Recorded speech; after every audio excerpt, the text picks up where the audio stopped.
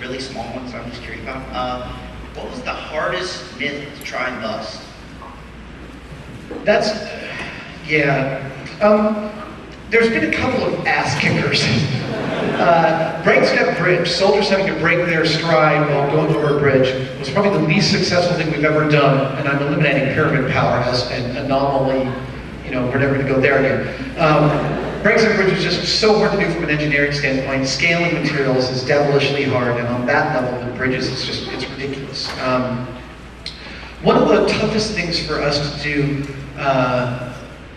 from an editorial standpoint was telling the story of Airplane on a Conveyor Belt. And I know there's probably people in the room that still disagree with us about it. But precisely because there's so much disagreement about it. For those of you who don't know, does anyone not know the Airplane on a Conveyor Belt?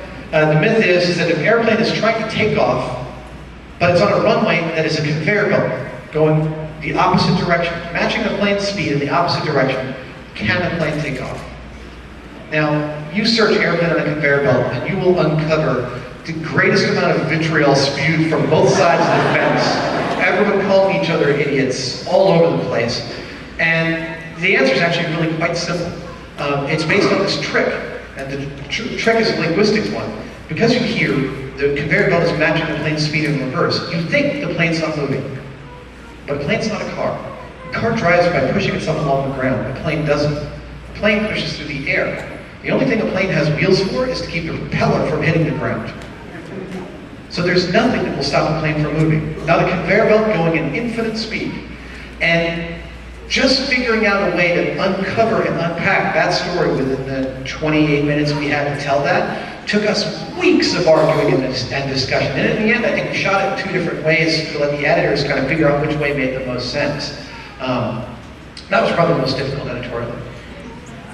Second question is, do you read XKCD the webcomic? Yes, I do. I wrote him to thank him for the zombie Richard Feynman novel that happened. Absolutely. Third, how many times have you had the MacGyver situation, MacGyver solution to a situation just out of what you had at hand? That got out of hand? No, just from out of hand what you had on in your area. Yeah. Just how many times have you had to MacGyver something that may not work, but you think it would? Constantly. I mean, the number of times we make you saw the seesaw saga? Launched the little girl from the seesaw. And they tell the story in the episode. It really was happening like this. The sun is visibly moving across the bottom of this dry dock we're filming in, and we have to stop the moment it hits the little girl because the high-speed camera won't have enough light in order to film the thing. And it's the last shot on the last day of the shooting block. We're all going on vacation the next day. There is no option to screw it up. And we're literally tying things with baling wire at the very last minute. It's constant and ongoing. But honestly, that's how a film set works too. Anybody who's worked in film is a team of MacGyvers doing the most beautiful things in the world that you'll never see, and most of them will never even talk about. That's why the film industry really is one of the key spawns of Mythbusters. Both Jamie and I are film industry, hacks. Epic seesaw, by the way. Thanks.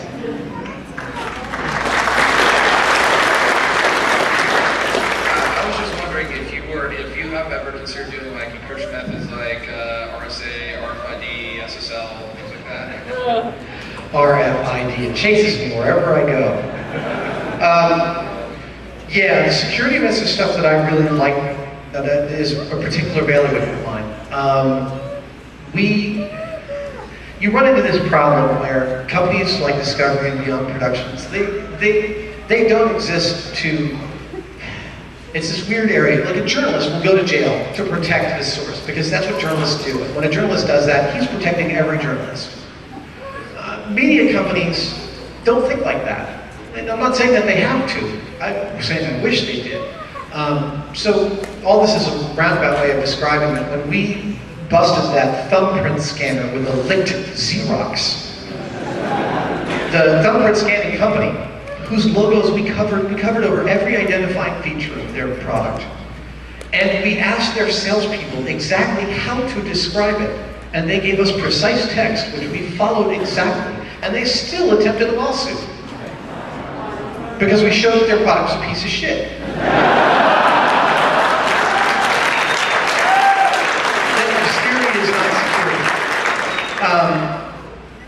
Look, I mean, the thumbprint scanner is going to work for 99% of the people, but someone who wants to get past it is going to get past it. Someone who wants to pick someone who can pick the lock probably doesn't want your stuff, first of all. And if someone really wants to get through your door, they're going to, whether you have a Medico or whatever you've got. So while I really love that kind of stuff, and I do want to take a color Xerox to an iris scanner, I don't necessarily think we're going to be doing it anytime soon. I'm sad about that. Thank you.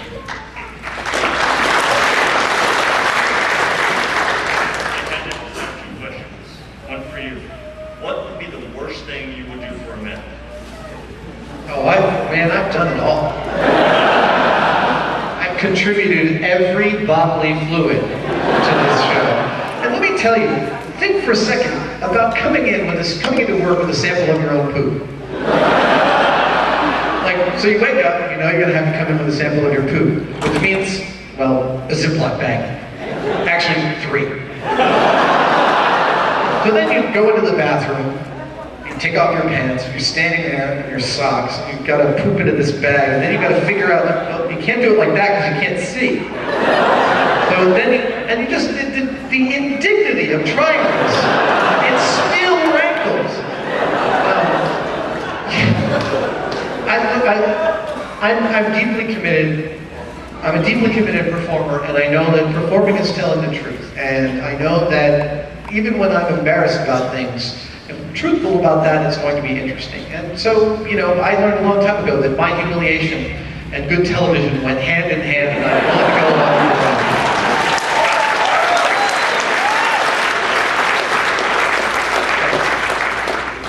What do you think would be the worst thing that Jamie would do for a myth? For him, it'd be like put on a cowboy hat.